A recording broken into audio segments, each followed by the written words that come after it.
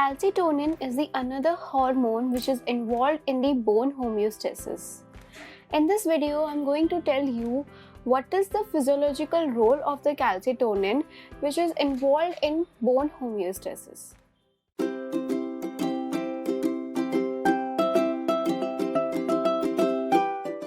Hey everyone, welcome back to HM Learnings. I'm Harshita, the creator of HM Learnings, where students come to clear their concept and to get the study material.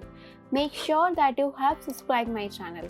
You can also follow HM Learnings on Instagram, Facebook and Twitter for daily updates.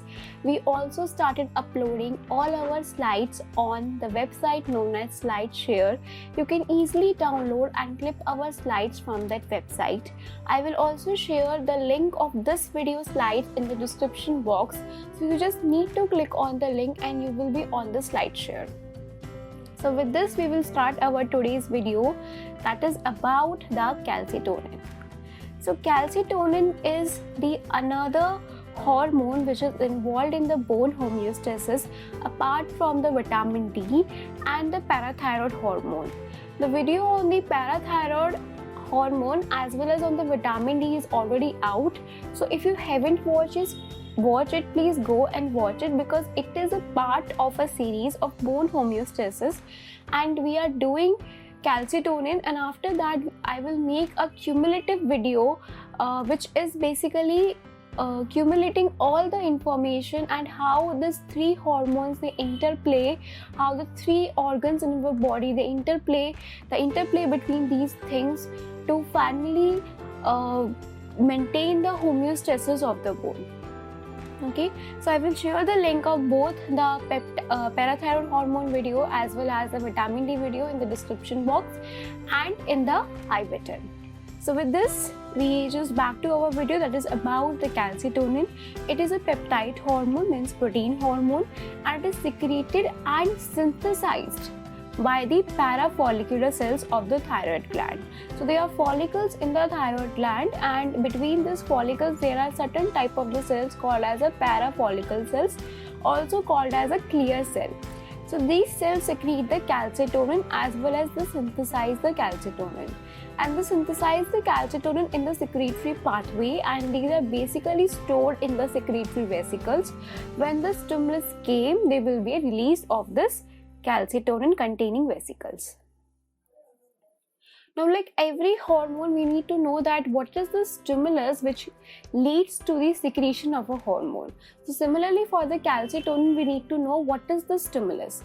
So basically the stimulus is here the high serum calcium level. Whenever the calcium levels in the plasma or in the serum increases, it will be sensed by the parafollicular cells and it will lead to the release of the calcitonin.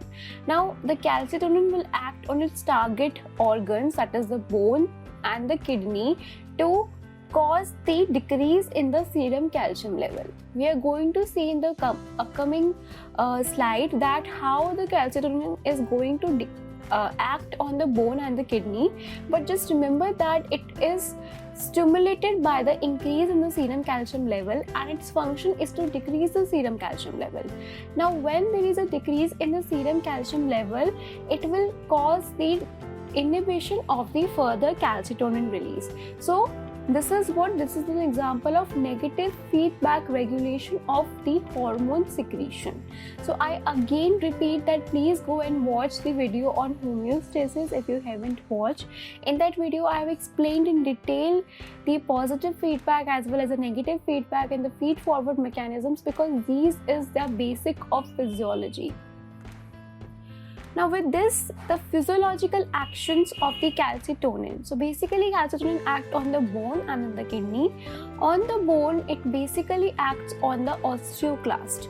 Osteoclast is the only cell, a type of a cell in the bone which has the receptor for the calcitonin, and the calcitonin will go and bind to this osteoblast and inhibit its resorptic activity. On the kidneys, it is decreasing the calcium and the phosphate resorption. So by doing these two things, there is decrease in the serum calcium levels of the calcium. Now Another very important point about the calcitonin is that it has been found in various studies that if the calcitonin is not available, if there is a calcitonin deficiency, or we just remove the parafollicular cells, in that case also the bone homeostasis remains normal. There is no problem with the patient. And also if there is a hypersecretion of the calcitonin, as it is found in carcinoma of the thyroid, that is in the medullary medullocarcinoma of the thyroid gland, in that case it is found that there is a hypersecretion of calcitonin. But still the effect, the role is not that much pronounced on the bone. If it is present, if it is not present, the bone homeostasis can still be maintained. But its roles become important when we talk about the pregnancy. So in the pregnancy, the levels are increased so that the bone loss of the mother can be prevented. So basically the fetus is requiring the calcium for the bone formation, as well as after the birth, the lactation is the process which requires lot of calcium. So because there is increase in the vitamin D levels in the mother, there are chances that there is bone resorptive activity also gets increased. But the antagonist action of the calcitonin come into the picture and prevents the bone loss from the mother. Now the action, the mechanism of action of calcitonin is what? So calcitonin is again G protein coupled receptor. It will bind to that, and because it is a peptide hormone, it will activate cyclase, or it may activate the phospholipase C. The ultimate action of this is that there will be increase in the intercellular calcium concentration, and we know that this will cause the release of the vesicles by the help of the process of exocytosis. So with this, we are at the end of this video. This is a very short video on the calcitonin. Don't forget to learn about calcitonin. People think that it's not that much important hormone. It's not that much important hormone as the parathyroid, but still it is important. You should know that. And if you like this video, please like, share and comment. Don't forget to check the link of this video slides in the SlideShare app, and comment down your suggestions for the upcoming videos, because it will really help me to decide what should I post next on my channel.